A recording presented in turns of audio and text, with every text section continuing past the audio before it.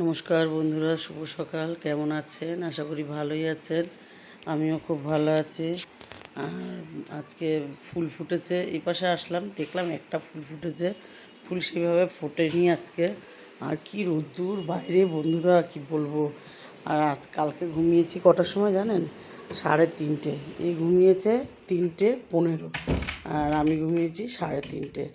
তাহলে আমার মেয়ের কতটা কষ্ট। রোজ রোজ 3টে 3:30টার আগে ঘুমায় না। বোনকে বাজারে পাঠিয়েছিলাম, বোন বাজার থেকে কী এনেছে দেখবো। আর ছেলেকে রাখলাম একটু বিছানার পরে, দিয়ে আমি আবার একটু দেখতে আসলাম কি এনেছে বাজার। তারপর আমি উঠেছি তো অনেক বেলায়, তারপরে বোন বাজারে গেছে। তা আমি বললাম, মাছ পেলি এত বেলায়? বললো হ্যাঁ পেলাম, তাই নিয়ে আসলাম। এই যে একটু চিংড়ি মাছ এনেছে, দেখি লতি এনেছে। তা বললো না, চিংড়ি মাছ কমই এনেছে, লতির সাথে চলে যাবে, হয়ে যাবে। আর এখানে কি মাছ এনেছে দেখে নিই। ওটা রুই মাছ এনেছে। আর এটা এই যে আমেরিকান রুই না কি বলে এটা, যে পেটে ডিম থাকে, ওইটাই মাছ এনেছে। আমি বললাম এই মাছটা তো এখন করা সম্ভবই না, আর এগুলো দেখছি কি করি। তাই এগুলোই করব। তার সাথে লতি এনেছে, কী বাজার এনেছে দেখে নেবো। লতি এনেছে এখানে, ওই প্রচুর লতি। এই লতিগুলো আবার গলা টলা চুলকায় না। এখানে লেবু এনেছে, এখানে টক দই এনেছে। টক দইটা তো লাগে একটু।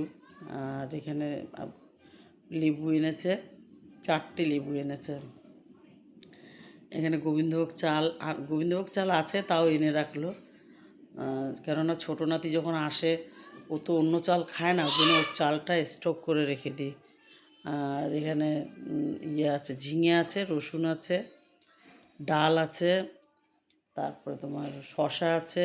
এখানে শশাটা এনেছে, ঠাকুরের জন্য আনা হয়েছে, আর আমরাও খাবো। আর এখানে আম আনা হয়েছে 2 পদের। 2 পদের বলতে একটা 80 টাকা, একটা 60 টাকা। এই যে 1 কিলো 1 কিলো করে। তা দুটোই আমি একসাথে গুছিয়ে রেখে দেবো। আর 2টো আম কেটে নেব। 2টো আম কাটবো কেন, মুড়ি দিয়ে খাবো একটু। শুধু আম তো খাওয়া যাবে না, একটুখানি মুড়ি মিলিয়ে নেব। তাই গুছিয়ে আমি রেখে দিলাম, আমি একসাথেই রেখে দিলাম। টেবিলটা গুছানো হয়ে গেল। এদিকে একটু খেয়ে নেবো। আর ছোটো নাতিটা না কিছু খেতেই চায় না। এই সকালবেলা তাও ঘুমের ঘরে একটু দুধ খেয়েছিল, এখন মানে মুখটা ফিরিয়ে নিল দুধ দেখে, খালি জল খাবে। তাই ওকে জোর করে খাওয়ালাম। আর এদিকে ভাত হয়ে গেছে, আমাদের ভাতটা হয়ে গেছে, ছেলের ভাতটা বসানো হয়েছে। সিটি হবে, 4টে 5টা সিটি হবে, তারপরে নামিয়ে দেবো। আর এখানে মিক্সিটা করে নেবো। এখানে আজকের মাছটা না বন্ধুরা একটু অন্যভাবে করব, দেখতে থাকেন। আজকে ওই সর্ষে, সাদা সর্ষে, কালো সর্ষে আর পোস্ত দিয়ে ওটা আগে পেস্ট করে নেব। আর এখানে দেখেন মাছটাকে কড়া করে ভেজে নেবো, রুই মাছটাকে কড়া করে ভেজে তারপরে মাছটা করব। আর মাছটাতে ধনে পাতা দেবো, টমেটো দেবো, আর এগুলো দিয়ে করব, দেখতে দেখেন। আর এখানে আমরা বসিয়ে দিলাম। অনেক বেলা হয়েছে কিন্তু বন্ধুরা, এদিকে নাতির চান টান সব করা হয়ে গেছে। আর কচুলতি কাটতে মনে হয় সন্ধে হয়ে যাবে বন্ধুরা।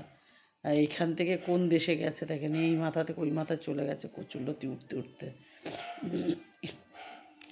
তা মাছগুলো কড়া করে আগে ভেজে নিলাম। আগে মাছটা করে নিতে হবে, তার জন্য মাছটাকে কড়া করে ভেজে নিয়ে এই তেলেই আবার বসিয়ে দেবো মাছটা বসিয়ে দিয়ে কী এখানে সর্ষে তো পেস্ট করেই রেখেছি, সর্ষে আর পোস্ত। আর এখানে একটু তেলে টমেটো দেবো, সেটাও রেখেছি। আর এখানে কাঁচা টমেটোও রেখেছি, মানে কি এটা পরে দেবো। আর আর দেবো হচ্ছে ধনে পাতা আর কাঁচা লঙ্কা, এখানে পেস্ট করা আছে। কেননা ধনে পাতা এখন কম তো বন্ধুরা, ওই জন্য এটা একটু পরে দেবো, তেলে দেবো না। তেলে এখন সর্ষেটাই দেবো, সর্ষে পোস্ত। আর 5 ফোড়ন দিয়ে দিলাম, শুকনো লঙ্কা দিয়ে দিলাম। এবার দিয়ে দেবো টমেটোটা অল্প একটু লবণ দিয়ে গলিয়ে নেব।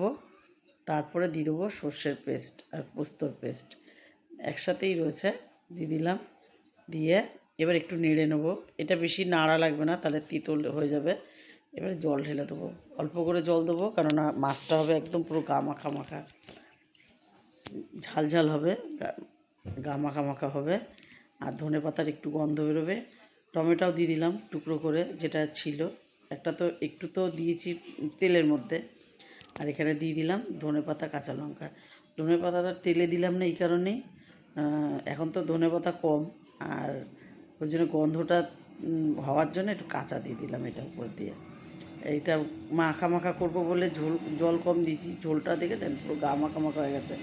এবার মাছটা দিয়ে দিলাম, মাছটা দিয়ে এবারে ভালো করে ফুটিয়ে নেবো মাছটাকে ফুটিয়ে নিয়ে তারপর নামিয়ে দেবো। নামাবার আগে একটু কাঁচা তেল আর 2টো লঙ্কা দিয়ে নিলাম। গ্যাস বন্ধ করে দিয়েছি বন্ধুরা। চান করে পুজো দিয়ে আসলাম।